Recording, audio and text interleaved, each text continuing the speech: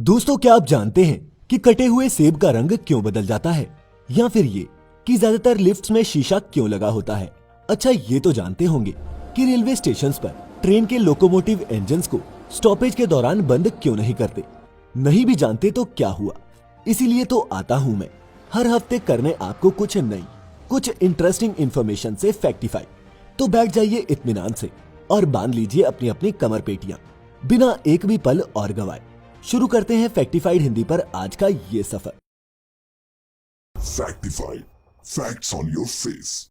Fact number 1। दोस्तों, आपने अक्सर देखा होगा कि अगर सेब को काटकर कुछ टाइम के लिए भी छोड़ दें तो उसका रंग भूरा होने लगता है।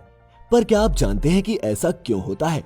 अगर नहीं तो बता दूं कि कटने के बाद सेब के रंग बदलने के पीछे एक बायोकेमिकल रिएक्शन का हाथ होता है और इस फिनोमिनन को कहते हैं एंजाइमेटिक ब्राउनिंग। दरअसल एक सेब में पॉलीफिनॉल ऑक्सीडेज नाम का एंजाइम होता है जो आमतौर पर कई प्लांट टिश्यूज में भी पाया जाता है।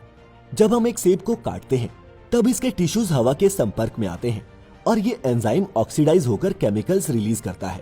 ये केमिकल्स जब सेब में मौजूद एमाइनो एसिड से रिएक्ट करते हैं तब हमें भूरे रंग का मेलेनिन रिजल्ट में मिलता है और सेब का रंग बदलने लगता है।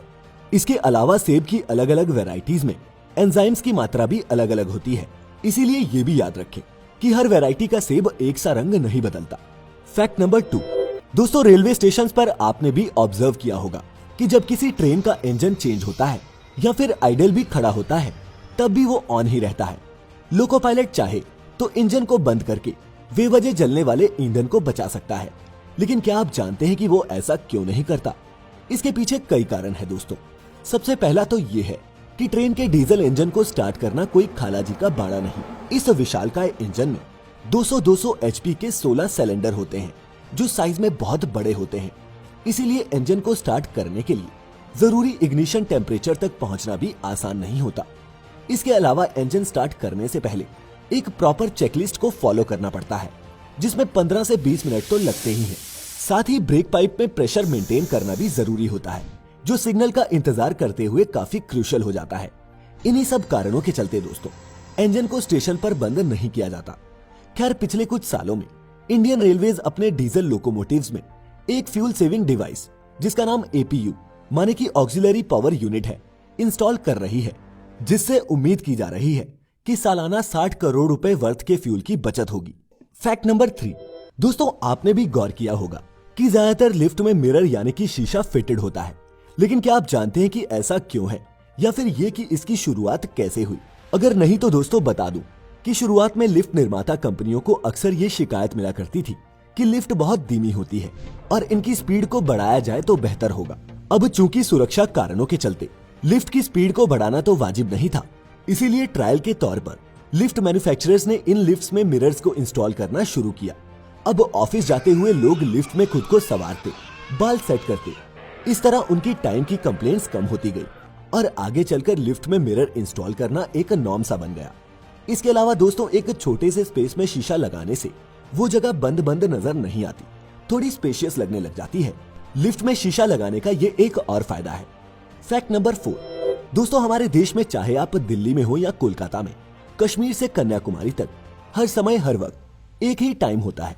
ऐसा नहीं है कि जब दिल्ली में 6 बज रहे हो तब कोलकाता में टाइम कुछ और होगा, वहां भी 6 ही बज रहे होंगे। लेकिन क्या आप जानते हैं कि दुनिया में एरिया के हिसाब से सबसे बड़े देश रूस में ऐसा नहीं है, बल्कि रूस में 11 अलग अलग टाइम जोन्स हैं जो सोवियत संघ के टूटने के बाद 1992 में तय किए गए थे। माने कि पूरे रशिया में हर समय एक ही टाइम नहीं होता, बल्कि एक ही देश में 2 शहरों के बीच 10 घंटे तक का फर्क भी मुमकिन है। उदाहरण के तौर पर जब रूस की राजधानी मॉस्को में सुबह के 10 बज रहे होते हैं, उसी समय रूस के पूर्वी तट पर स्थित कैमचाटका नाम के शहर में शाम के 7 बज रहे होते हैं। इसके अलावा फ्रांस भी एक बहुत ही फैला हुआ देश है। उसके कई द्वीप दुनिया में अलग अलग हिस्सों में फैले हैं, जिस कारण इस देश में 12 टाइम जोन्स हैं, जो दुनिया में किसी भी मुल्क के लिए सबसे ज्यादा है। Fact number 5। दोस्तों, इस फैक्ट में मिलिए 86 साल के अमोन हाजी से, जिन्हें खिताब मिला है दुनिया के सबसे गंदा आदमी होने का। जी हाँ, आपको जानकर यकीन नहीं होगा दोस्तों, लेकिन अमोन हाजी पिछले 60 सालों से नहीं नहाए हैं। ईरान के दक्षिणी प्रांत फार्स के रहने वाले अमोन का मानना है कि सफाई ही बीमारी को पैदा करती है। अपने इस विश्वास के चलते ये शख्स गंदा पानी पीता है जानवरों का सड़ा हुआ मांस खाता है और यहाँ तक कि उनके पूप को स्मोक भी करता है। और अगर आप इसे हाइजीनिक खाना या फिर साफ पानी ऑफर करेंगे तो शायद ये बुरा भी मान जाए। ये अपने बाल और दाढ़ी काटने के लिए सीजर्स या फिर ब्लेड का इस्तेमाल नहीं करता, बल्कि आग की एक मशाल से जलाकर ही अपने बाल और दाढ़ी सेट कर लेता है। कीचड़ में हमेशा लथपथ रहने वाला अमोन सफाई के सख्त खिलाफ है और मानता है कि अपने लाइफस्टाइल के बूते वो कभी बीमार नहीं पड़ेगा। वैज्ञानिकों के लिए एक पहेली बन चुके अमोन ने अपनी इस गंदगी की चाहत के चलते अपने परिवार, गांव, दोस्तों, रिश्तेदारों सबसे नाता तोड़ लिया है और वो एक आइसोलेशन की जिंदगी बिताता है। दोस्तों, हालांकि मेडिकल साइंस में इसकी कोई भी एक्सप्लेनेशन नहीं है, लेकिन मेरा मानना है कि ये हमारी ह्यूमन बॉडी की एडेप्टिव एबिलिटीज की एक झलक भर है। आप अमोन हाजी के बारे में क्या सोचते हैं, नीचे कमेंट्स में लिखना। Fact number 6। दोस्तों, आप में से आईफोन के शौकीन जानते होंगे कि आईफोन 12 फोन लॉन्च होने के बाद मोबाइल मार्केट में एक नया ट्रेंड शुरू हुआ है। नहीं, मैं किसी टेक्निकल फीचर की बात नहीं कर रहा, बल्कि मैं बात कर रहा हूँ आईफोन 12 फोन के साथ ना मिलने वाले उस चार्जर की। जी हाँ, आप में से जिनको नहीं पता उनको बता दूं कि आईफोन 12 फोन के साथ एप्पल कंपनी चार्जर नहीं दे रही। कंपनी का इस बारे में कहना है कि आमतौर पर हर आईफोन यूजर के पास चार्जर होता ही है, इसीलिए वो इन एक्स्ट्रा चार्जर्स को ना देकर सिर्फ इन चार्जर्स से हर साल प्रोड्यूस होने वाले 51,000 टन के ई वेस्ट को जरा कम करना चाहती है। लेकिन जहां इस मूव से एनवायरनमेंट पर एक पॉजिटिव इम्पैक्ट तो पड़ेगा ही, वहीं इस मूव में एप्पल पर कॉस्ट कटिंग और अपने कस्टमर्स को उनकी एक्सेसरीज खरीदने पर मजबूर करने के एलिगेशंस भी लगे हैं। दोस्तों, एप्पल एयरफोन्स पहले ही नहीं देता और आपको जानकर हैरानी होगी कि पिछले साल ही एप्पल ने 6 करोड़ से भी ज्यादा एयरपॉड्स बेचे थे। अपनी और भी अलग अलग एक्सेसरीज को बेचकर ये कंपनी अलग से पैसे कमाती आई है और अब वे चार्जर के लिए भी आपसे अलग से पैसे लेंगे। और इनकी देखा देखी में दूसरी स्मार्टफोन कंपनीज भी अपने फोन से चार्जर को गायब कर देंगी। एप्पल कंपनी का अब एक मेजर रेवेन्यू का चंक इन एक्सेसरीज से ही आता है, जिसको जाहिर है अब वो और भी बढ़ाना चाहती है। बाकी ये सब कौन सोचता है, आईफोन चाहिए तो चाहिए। Fact number 7। दोस्तों, क्या आप जानते हैं कि जिस 3 पॉइंट सीट बेल्ट का इस्तेमाल हम अपनी कार्स में करते हैं, उसका आविष्कार करने वाले इंजीनियर ने उसका पेटेंट सिर्फ इसलिए फ्री कर दिया था ताकि दुनिया भर में गाड़ी में जाने वाले लोगों की जान बच सके।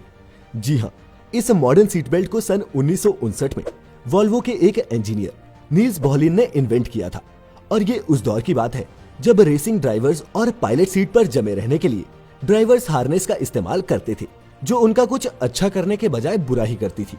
इससे उलट ये 3 पॉइंट डिजाइन सुरक्षित भी था और इस्तेमाल में इतना आसान कि एक बच्चा भी इसका बक्कल लॉक कर ले।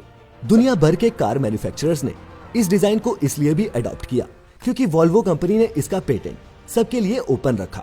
वो इससे प्रॉफिट नहीं कमाना चाहते थे, बल्कि इसे एक लाइफ सेविंग टूल के रूप में दुनिया को देना चाहते थे।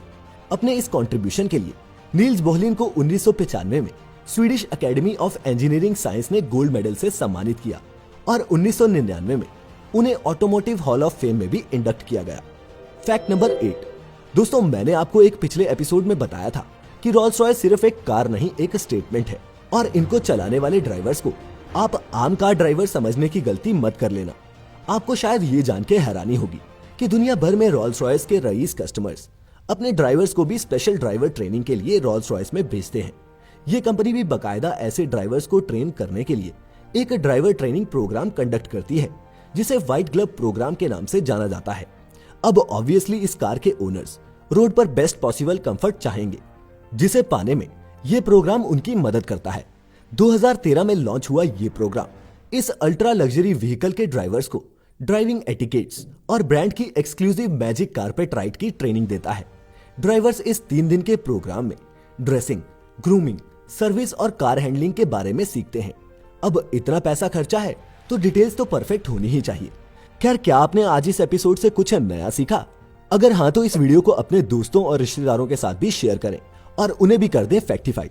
और अगर पहली बार हमारे चैनल पर आए हैं तो ऐसी और भी ऑसम इन्फॉर्मेशन के लिए नीचे रेड बटन पर क्लिक करके हमें सब्सक्राइब कर लेना।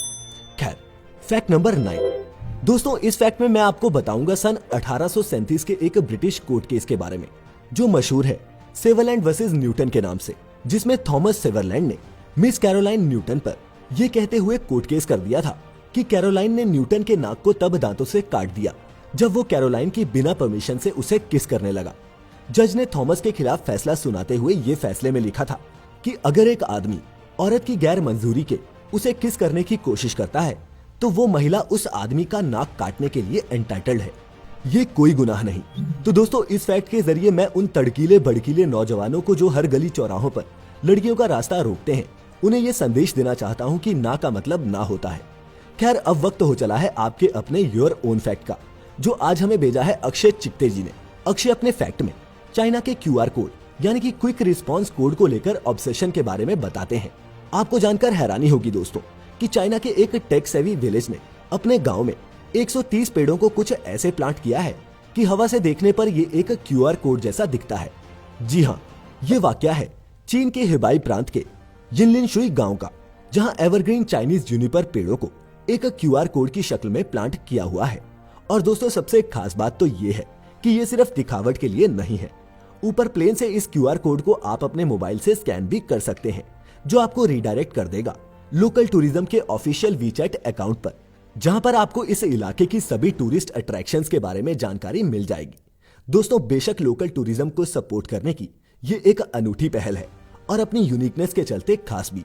तो इसी के साथ समय आ गया है आपसे विदा लेने का, लेकिन वादा है आऊंगा अगले हफ्ते फिर से करने आप सभी को फैक्टिफाइड। तो तब तक अपना ख्याल रखें, खुश रहें और वीडियो अंत तक देखने वाले सभी दर्शकों का तहे दिल से बहुत बहुत शुक्रिया।